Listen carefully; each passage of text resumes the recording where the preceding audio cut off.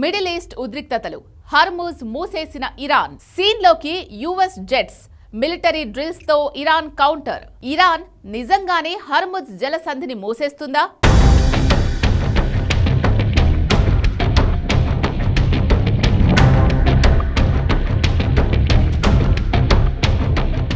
Hormuz జలసంధిలో high voltage సైనిక విన్యాసాలకు సంబంధించిన దృశ్యాలివి. యుఎస్తో చర్చలు కొనసాగుతున్న సమయంలోనే టెహ్రాన్ యుద్ధ సన్నాహాలకు దిగింది. ఇవి కేవలం సైనిక విన్యాసాలే కాదు, తాత్కాలికంగా హర్ముజ్ జలసంధిని మూసివేశామని వెల్లడించింది. తమ దేశ సైనిక విన్యాసాల కోసం హర్ముజ్ జలసంధిని మూసివేయాల్సి వచ్చిందని తెలిపింది. తద్వారా చమురు రవాణాకు అత్యంత కీలకమైన అంతర్జాతీయ జలమార్గం హర్ముజ్పై తమకు పట్టు ఉందనే పరోక్ష సందేశాన్ని అమెరికాకు ఇరాన్ పంపింది. హర్ముజ్ జలసంధిని మూసివేస్తున్నట్లు టెహ్రాన్ ప్రకటన చేయడం ఇదే తొలిసారి. స్విట్జర్లాండ్లోని జెనీవా వేదికగా అమెరికాతో ఇరాన్ చర్చలు జరిపినప్పుడే దేశ భద్రత కోసం హర్ముజ్ జలసంధిని ఇరాన్ తాత్కాలికంగా మూసివేసినట్టు ఆ దేశ మీడియాలో కథనాలొచ్చాయి. అయితే ఆ మూసివేత కేవలం కొన్ని గంటల పాటు మాత్రమే జరిగింది. ప్రస్తుతం ఈ జలసంధి గుండా నౌకల రాకపోకలు మళ్లీ సాధారణ స్థితికి చేరుకున్నాయి. కానీ పూర్తి స్థాయిలో ఎప్పుడైనా మూసివేయొచ్చు అన్న అనుమానాలు వ్యక్తమవుతున్నాయి.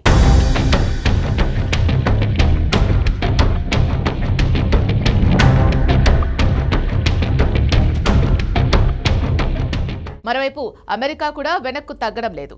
చర్చలు ఫెయిల్ అయితే సైనిక చర్యకు దిగుతామని ట్రంప్ మొదటి నుంచి ఇరాన్ను హెచ్చరిస్తున్నారు. జెనీవా వేదికగా ఇరు దేశాల మధ్య జరిగిన రెండో రౌండ్ చర్చలు కూడా కొలిక్కి రాలేదు. ఈ నేపథ్యంలోనే 24 గంటల్లో దాదాపు 50 అత్యాధునిక ఫైటర్ జెట్లను అమెరికా మిడిల్ ఈస్ట్లో మోహరించింది. యుఎస్ కు చెందిన F-22, F-16, F-35 వంటి ఫైటర్ జెట్లతో పాటు గగనతలంలోనే ఫ్యూయల్ నింపుకునే యుద్ధ విమానాలు మిడిల్ ఈస్టుకు చేరుకున్నాయి. ఇప్పటికే ఆ ప్రాంతంలో ఒక ఎయిర్ క్రాఫ్ట్ క్యారియర్ ఉండగా మరొకటి పశ్చిమాసియా దిశగా పయనిస్తోంది. జెనీవాలో చర్చలపై మార్కో రూబియో స్పందించారు. చర్చలు సానుకూలంగానే జరిగాయంటూనే తదుపరి దశలో జరిగే చర్చల్లో సహేతుక వైఖరి అవలంబించాలని ఇరాన్కు సూచించారు ట్రంప్. 2025 జూన్లో జరిగిన B-2 బాంబు దాడిని గుర్తు చేశారు. దీనికి ప్రతిగా Iran supreme leader Ali Khamenei కూడా ఘాటుగా స్పందించారు. ప్రపంచంలో బలమైన సైన్యానికైనా ఒకరోజు దెబ్బ తగిలితే తిరిగి లేచే అవకాశం ఉండకపోవచ్చని హెచ్చరించారు. అమెరికా నావీ ఉనికిపై వ్యాఖ్యానిస్తూ సముద్రంలో యుద్ధ నౌకలు ఉన్నా వాటిని ముంచగల ఆయుధాలు ఉన్నాయని చెబుతూ వరుస ట్వీట్లు చేశారు.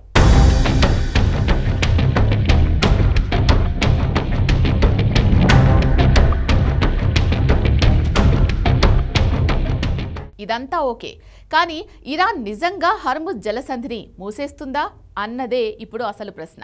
అదే జరిగితే ప్రపంచ ఆర్థిక వ్యవస్థకు మరో బిగ్ షాక్ తప్పదు. అరేబియా సముద్రంలో ఒమన్కు చెందిన ముసాండామ్ ద్వీపకల్పం ఇరాన్ మధ్య ఉంది ఈ అత్యంత ఇరుకైన జలసంధి. ఈ మార్గంలో ఒకచోట ఇరుకుగా 33 కిలోమీటర్లు మాత్రమే ఉంటుంది. దీనిలో 2 షిప్పింగ్ లైన్స్ ఉంటాయి. ఇందులో హెవీ క్రూడ్ క్యారియర్లు సులువుగా ప్రయాణిస్తాయి. దీనిలో ఒమన్ తీరం నుంచి నౌకలు పర్షియన్ గల్ఫ్లోకి ప్రవేశిస్తాయి. చమురును నింపుకొని ఇరాన్ సమీపం నుంచి హర్ముజ్ను దాటి బయటకొస్తాయి. ఈ మార్గం నుంచి నిత్యం 2 కోట్ల పీపాల చమురు వివిధ దేశాలకు వెళ్తుంది. ఇది మొత్తం ప్రపంచం వినియోగించే దానిలో 5వ వంతుకు సమానం. Saudi, Iran, UAE, Kuwait, Iraq దేశాల నుంచి ఎగుమతి అవుతోంది. ఇక లిక్విఫైడ్ న్యాచురల్ గ్యాస్ రవాణాకు కూడా అత్యంత కీలకం. 1/3 వంతు LNG కూడా ఇక్కడి నుంచే వివిధ దేశాలకు చేరుతుంది. ఈ జలసంధిలో ఏర్పడే ఏ అంతరాయమైనా ప్రపంచ వాణిజ్యాన్ని గడగడలాడుస్తుంది. ఇక ఈ మార్గం నుంచి వచ్చే చమురు, LNG అత్యధికంగా భారత్, చైనా, దక్షిణ కొరియా, జపాన్ దేశాలకు ఎగుమతి అవుతోంది.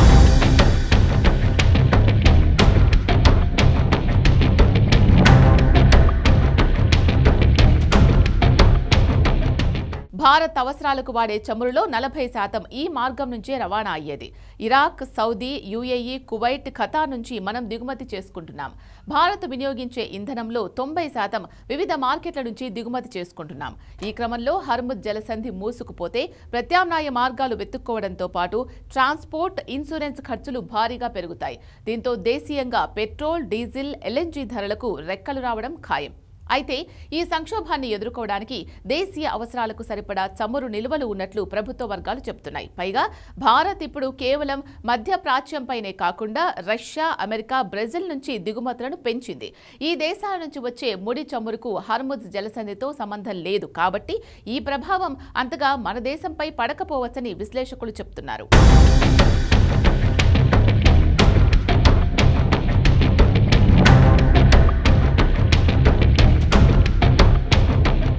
నిజానికి ఇరాన్ ఎన్నడూ ఈ జలసంధిని మూయలేదు. ఎందుకంటే ఈ జలసంధిని మూసివేస్తే నష్టపోయేది కూడా ఆ దేశమే.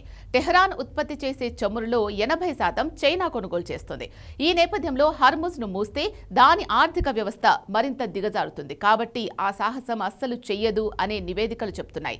కానీ ప్రస్తుత పరిణామాలు ఇరాన్ను ఎంత దూరమైనా తీసుకెళ్తాయనే అనుమానాలు వ్యక్తమవుతున్నాయి.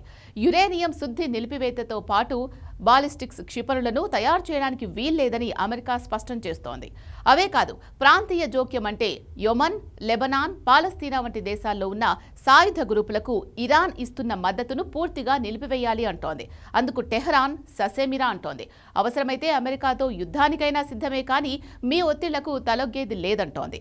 అగ్రరాజ్యంతో అమీతుమికి దిగాలని డిసైడ్ అయితే హర్ముజ్ కేరాఫ్గానే భీకర యుద్ధం జరుగుతుంది. అలాంటి పరిస్థితులే వస్తే ఈ సంక్షోభం ఎంత దారుణంగా ఉంటుందో ఊహకు కూడా అందదు.